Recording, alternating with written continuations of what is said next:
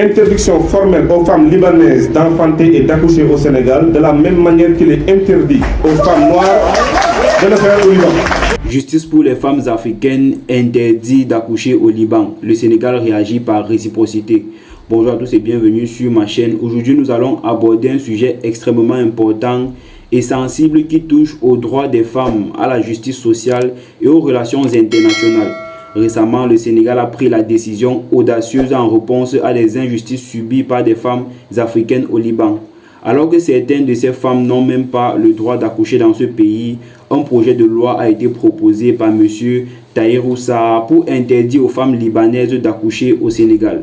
Cette décision marque une prise de position forte contre des injustices criantes.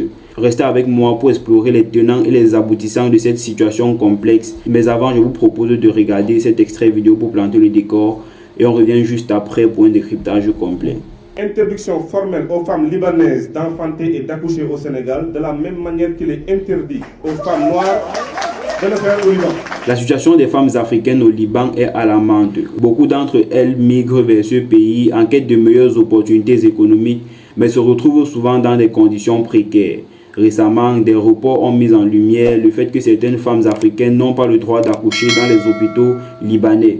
Cela soulève non seulement des questions de dignité humaine, mais également des questions de préoccupation sur des droits reproductifs. Un événement tragique comme la mort d'une jeune femme africaine tombée d'une fenêtre a relevé les réalités troublantes.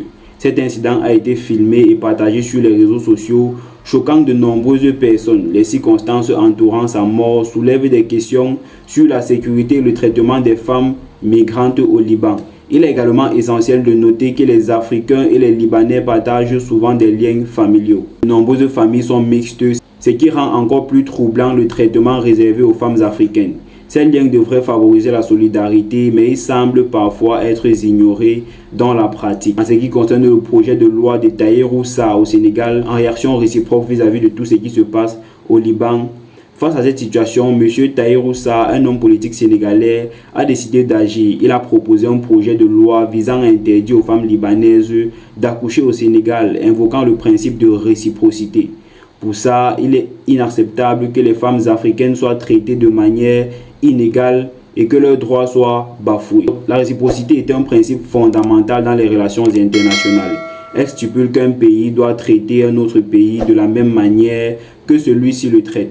Ainsi, si les femmes africaines ne peuvent pas accoucher au Liban, alors il est logique que les femmes libanaises ne puissent pas accoucher au Sénégal. Cette position soulève des débats passionnés tant au Sénégal qu'à l'international. Le projet de loi a suscité des réactions variées. De nombreux Sénégalais soutiennent cette initiative. Cette décision pourra avoir des conséquences significatives sur les relations entre le Sénégal et le Liban. Historiquement, les deux pays ont entretenu des relations diplomatiques, mais cette décision pourrait créer des frictions. Les échanges économiques et culturels pourraient être affectés, ce qui pourrait nuire à la coopération entre les deux pays.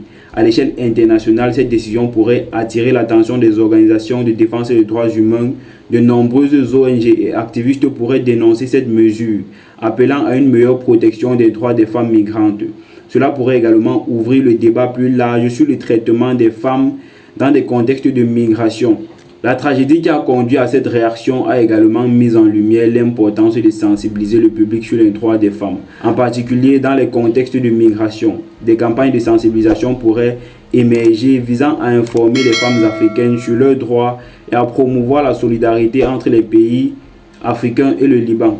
En ce qui concerne le rôle des médias et des réseaux sociaux, les médias jouent un rôle crucial dans la diffusion d'informations concernant les injustices subies par les femmes africaines au Liban.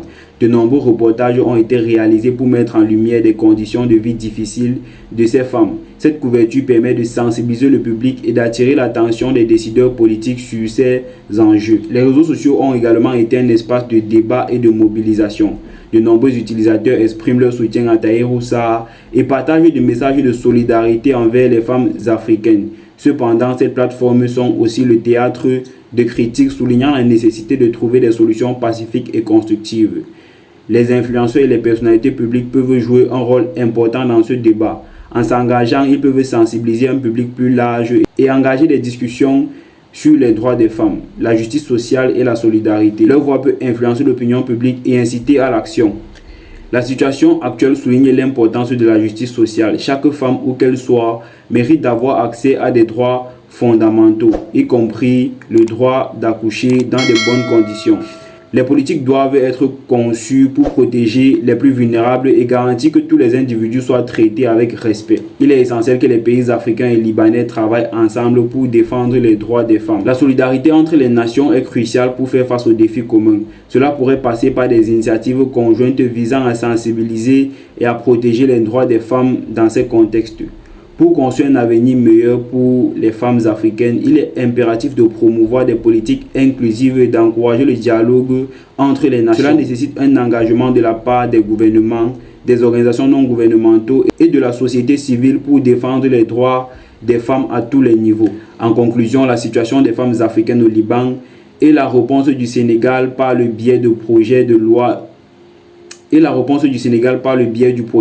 Tahirou Sarr soulève des questions cruciales sur les droits, la justice et la solidarité. Ce projet de loi est une réaction nécessaire face à des injustices inacceptables. Mais il nous rappelle également que la lutte pour les droits des femmes est un combat collectif qui nécessite l'engagement de tous. Merci d'avoir regardé cette vidéo. Si vous l'avez aimé, n'hésitez pas de la liker, de vous abonner, de partager vos réflexions dans les commentaires ou de partager pour informer. Que pensez-vous de cette initiative du Sénégal de réagir par réciprocité? Comment pouvons-nous mieux soutenir les droits des femmes à l'échelle mondiale?